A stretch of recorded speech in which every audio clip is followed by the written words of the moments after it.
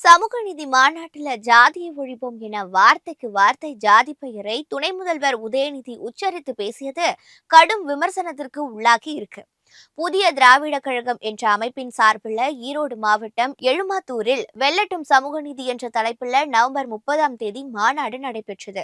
இதுல பங்கேற்று பேசிய துணை முதல்வர் உதயநிதி, பெரியாரின் சமூக நீதி மண்ணான ஈரோட்டில் ராஜ்கவுண்டர் இந்த மாநாட்டை நடத்தி கொண்டிருக்கிறார் என கூறினார்.